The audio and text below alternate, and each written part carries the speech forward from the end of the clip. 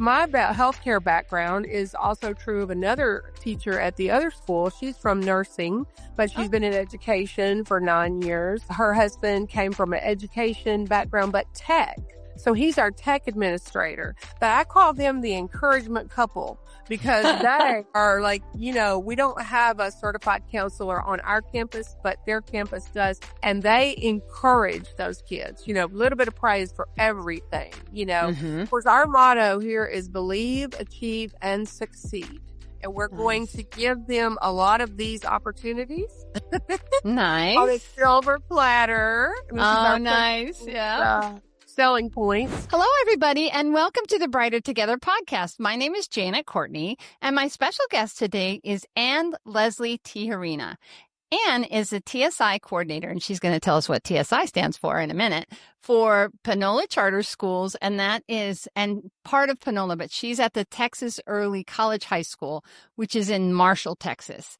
Anne, yes. It's so great to have you here. So tell us what TSI stands for. Thank you so much. I've been looking forward to this. TSI is a pre-college readiness test, Texas Success Initiative.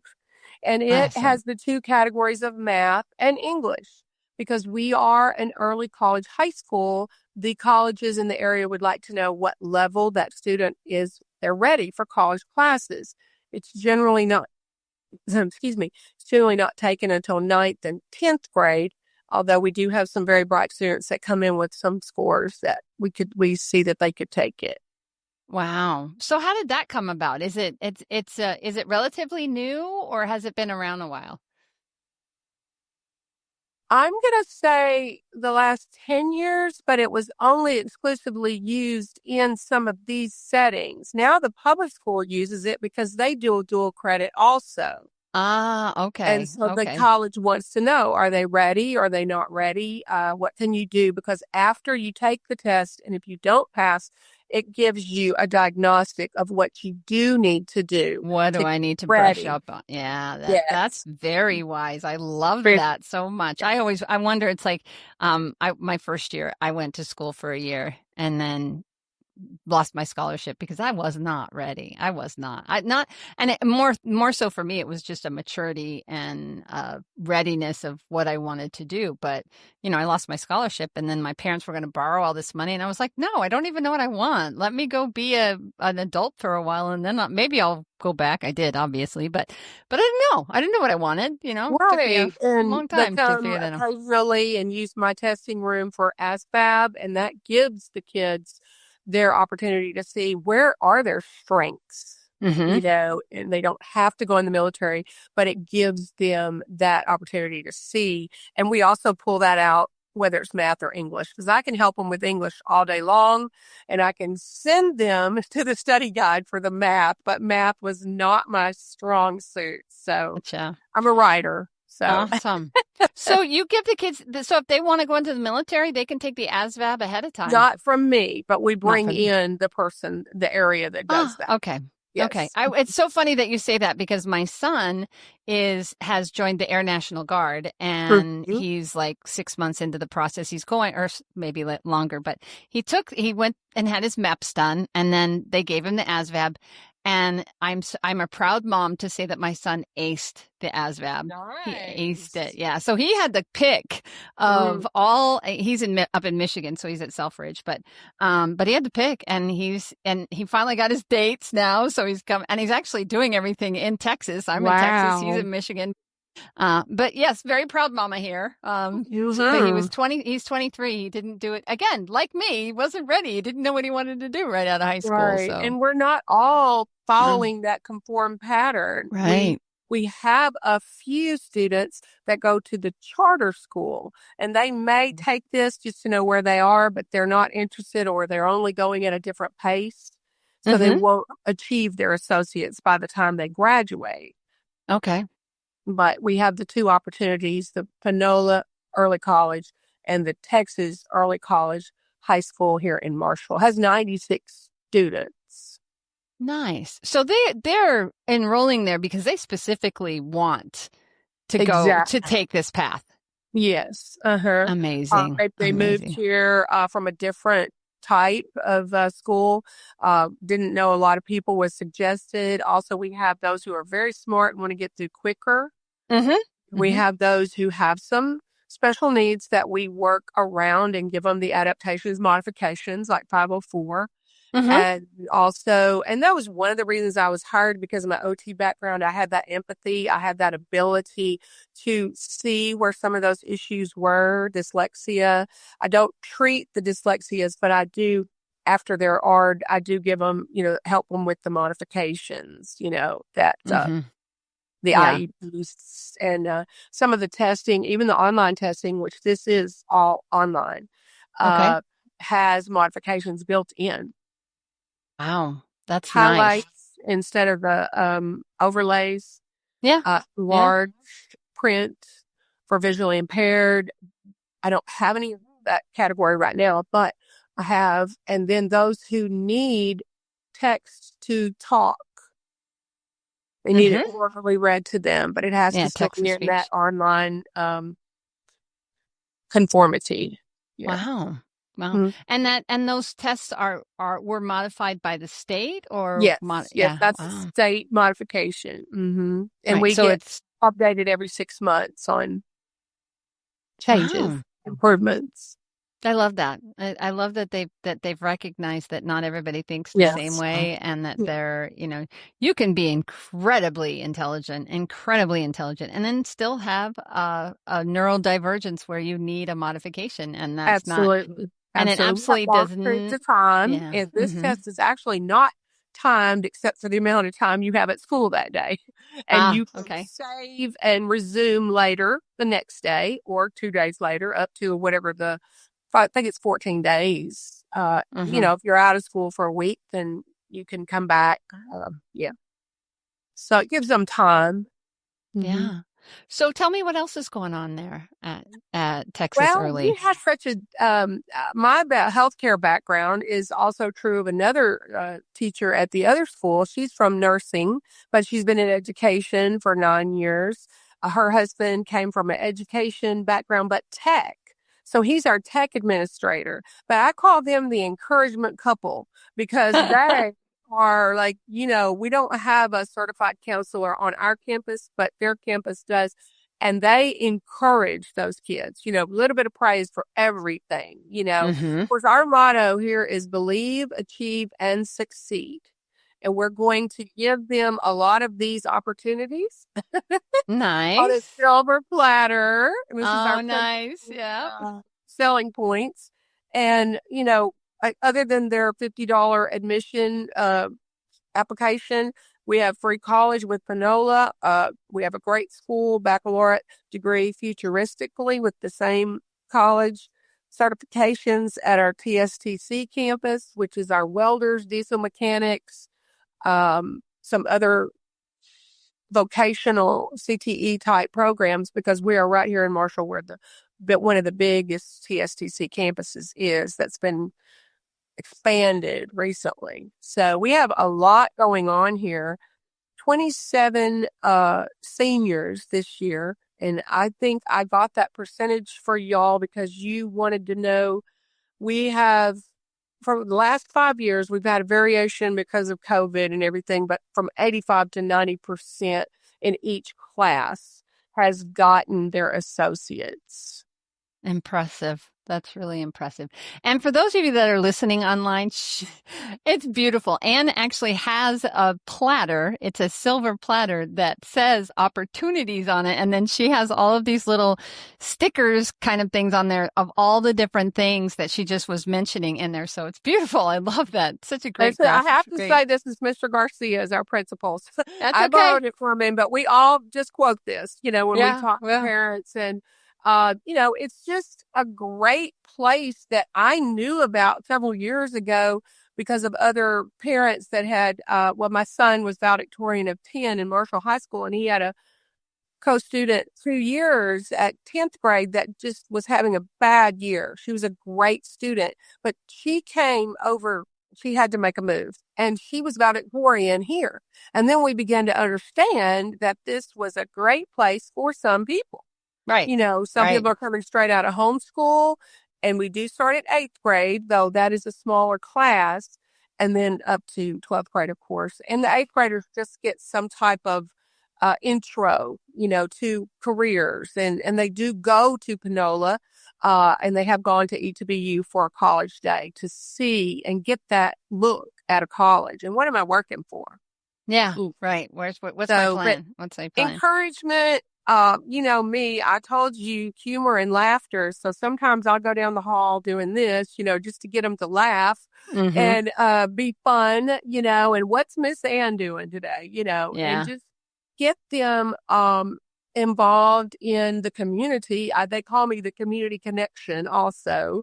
Typically on Friday mornings, we'll have a community person come and speak about either their career or an opportunity in the community for service, like our music club. Also, our very, very famous Mickelson Art Museum is here, and they have art camp in the summer. We have quite a few artists, and don't have an art class for them. Now, some of them are able to plug into yearbook, and they do the design for the yearbook and the pages. And then we get them to art classes if they want to. And then also summer helping with younger children so that they're getting out of the little circle of themselves, and what are the capabilities of succeeding more than just paper grades, We all feel it. Students are struggling more than ever with emotional and behavioral challenges. Lighthouse Therapy offers virtual, hybrid, and in-person behavioral and mental health support that builds around your school environment. Our licensed professional are trauma-informed, experienced, and trained to work with K-12 students and staff. You don't get a cookie-cutter approach. You get a partner who listens, adapts, and builds trust. Because when students feel safe and seen, they thrive. Learn how you can get support at your school at lighthouse-therapy.com/brighter together. Yeah. I love that. That's fantastic. I was hired originally because of my smile. I came up to visit my husband, who was working here, who had 40 years teaching experience and was retired, and they pulled him out because he's a Spanish speaker. And he's a gentleman that utilized his background to tell them, hey, I came from extreme poverty, and I was able to do it and hang on to those guys that were trying to quit, and give them that fortitude. But then I smiled and they said, oh, we need her. So the next year they called me and I said, well, I was getting ready to kind of retire from OT. So that was the transition that happened. Yeah. Yeah. And when she was talking about walking down the hall, for those of you again that are listening, she put on these beautiful watermelon glasses that are like cover up half of her face, and they're the watermelon wedges. Super fun. Super fun. Having joy, right? Having joy in your life. I was talking to someone yesterday. We were talking about joy, and it's just enjoying what you do and having, even when you have a bad day, if you have joy, life is just too darn short to let a bad day mess you up. Colorful clothing that I wear, and I try to brighten up their day by that. Sometimes it's a little over the edge because, as I told your compadre, on the weekends, I'm Anna Banana. So it's a blue smock with bananas all over it. Yes, and it has some yellow overalls, but I thought that was a bit much for today. But I have worn them to school and told them about, something I'm doing on the weekend if they wanted to come work with children, service hours and learn, what it is. Do you want to teach? Do you want to be in healthcare? You're going to work with people unless you're in the background, doing data entry or finance, or, even then you work with people. But how do we connect with our community? Like I said, speakers and connections with their abilities to utilize those abilities in the community. Yeah, 100%. And not everybody's meant for frontline. Not everybody, I have a husband and one of my 3 children who's very introverted. They would never, ever even want to be on camera or be interviewed or any of those things. I've pulled them onto camera before and it's been okay, but it's not their forte. They're my tech people. They're the people that keep everything running. Exactly. Correct. I couldn't do my tech stuff without my niece and some other people in the family that keep me like my son, he's a doctor now, and he's like, Mom, do this, this, breaks it down for me. My daughter's a teacher. So I also get encouragement from her because I'll say this, and this, and she'll say, Mom, this is the lingo now. You know, because it changes. As a speech therapist, boy, the slang language, if anybody tells you that language isn't a living thing, they're crazy because it changes. Groovy is not cool anymore. Right. But we do have one teacher that is very groovy. That you mentioned that. He is from the 60s and he was GM manufacturing for ever many years. And then he wanted to teach. And so he went back to school. And he is our senior teacher. And so they really like him a lot because he's laissez-faire. He's, whatever. Let's talk about that. And that's the other thing I think, myself and the administrative assistant, we have an open door policy, even though we have locked doors. We have an open door policy so that if you have a problem, you can come and talk with us, And there's lots of fluctuation in emotions in this age category. Yeah. And something about them hormones or something. I don't know. So we do not have counseling degrees, but we are open and then we get them to someone else in the community if they do need that at a further level. I think that all of us as educators at some point you step into it a little bit. You can't get away from completely, and you can't ignore it either. And if it becomes something where they need supervision beyond what we as educators need, we know that, that this is something that's beyond my skill set. So I'm never going to just automatically counsel somebody as an SLP, but I have absolutely chucked all of my lesson plans away and said, hey, what's going on? Something's different today. Verbalize. Yeah. Give me those words. Let's talk about the words so you can talk about what's hurting you right now. Right. And, and they just, it's just a part of being a good teacher, a good therapist, a good whatever, just an educator.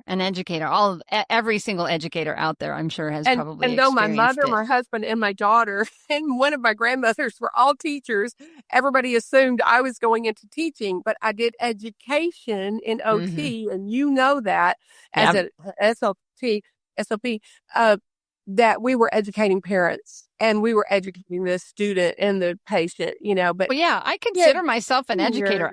Yeah.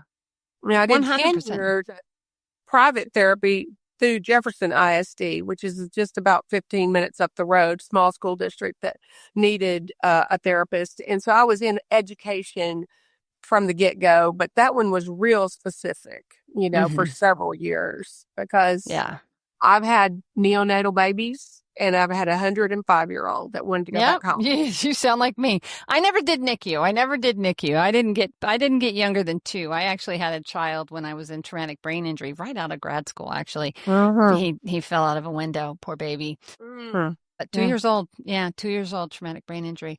That was a long, long time ago. He's all grown up now, I'm sure. But almost when I was at the University of Texas Medical Branch in Galveston, after I graduated from there and worked for them in a general setting for 3 years, I then did work in TBI for the Moody Foundation, which is nationally known because their own son, which is public information, was a traumatic brain injury. And these are adults, 17 to 30 and beyond, learning ADLs and riding the bus and having a bank account and starting their own apartments.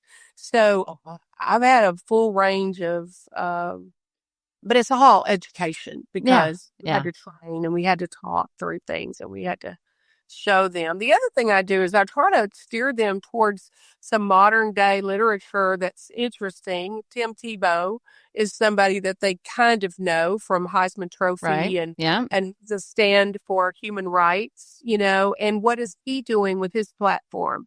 When people get famous, are you going to be famous? You may not be that famous, but what are you doing with your life from that perspective? Once you get out of school and just give them some perspective up beyond what's going on right now.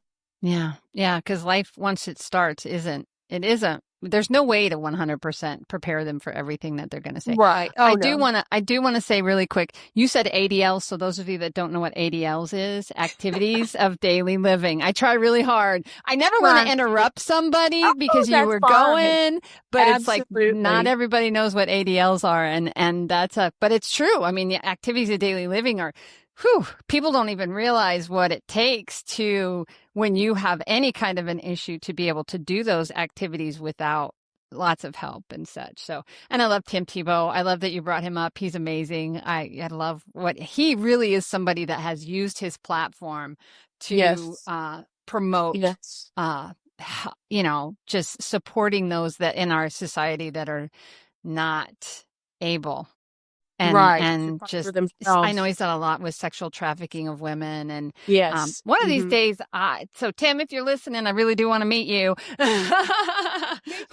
We love you. We love what you're doing. So at some point, I know I'm going to meet. And the funny thing is that I have somebody who is friends with his family that knows him. And yet I'm like, when God's ready for it to happen, it'll happen. But I love what he's doing. He's an amazing guy. He really is an amazing guy. And he is unapologetically faith-based. And also we have some people in our atmosphere that are faith-based. And we, if a student is willing and wants to pray about something, and they've initiated that, or we tell them we're available, or we have Gideons that come and do distribute Bibles. And so we have access to other things that we want to help them with as well, even though we are not a Christian-based school. You know what I'm saying? But I know also that we reach out and we let them know what's going on in the community. Like we also have supported See You at the Flag poll. That's a great Bring your Bible to school day if they want to. I also do a once a month, if it's Hispanic celebration, you can't see my burrito over there, but we'll do a little song in Spanish or say why September 16th was important, and also Cinco de Mayo, which more people know about. And we'll have some fun with that for education purposes. And I also connect them with music. Being a musician myself, what's out there in the community, and also the scholarships that are available. We try to get them connected beyond just the few that they might know about. There's a Facebook, fastweb.com, scholarships.org, and we get them on those sites so that they can start looking what's beyond here. That's incredible. That's incredible. I love what you're doing. I love the kids are going to have such an amazing experience because of the work that you guys are doing. And that is the most amazing thing. So we are almost out of time, but tell me, it goes fast, doesn't it? It really does. Especially when you have passion, when you love what you're doing. I tell people this all the time. If you love what you're doing, you're never going to work another day in your life because it is just fun. I do like coming to work. I do. Yeah, I know. I get up excited about what my day's going to be, and that's never the same. I get to talk to amazing people like you and help the world be a better place. So thank you. And you too. I think it's so tell people where they can find Anne and where they can learn more about Panola and Texas Early College High School. Okay. Texas Early College High School can be found at www.panola, PANOLA, schools, and it does have an S, .net. Awesome. And so that will get you to the global site for the charter, the PECs, and the TCHS techs. You can choose which one you want to look at, But I want to read this little synopsis, which is fabulous because Mr. Garcia said this. Texas Early College High School genuinely engages a wide spectrum of students by offering a complete and rigorous curriculum supported by technology and aligned to student interests and educational standards, because they do get to make some electives that they're interested in. Flexible, innovative coursework with applied learning, and students will earn a high school diploma and be provided with the opportunity to earn an associate's degree, certification, or transferable college credits, enabling them to attend a college and pursue a career path. So we're proud of that. You should be. That's fantastic. Well, thank you, Anne, for being on Brighter Together, because boy, I just over and over and over again, education is better because we are brighter together. We really are. So thank you. Yes. And we're a team here, and we love to encourage and influence that. Just had 2 that passed the math today after 4 attempts, and that was just their process. They needed the process, to learn it and to fulfill their goal. Awesome. Well, thanks again. Keep up the good work. Thank you. You're making the world a better place, and that's a good thing. Right. Well, Anna Banana says, go bananas for education. There you go. Thanks again.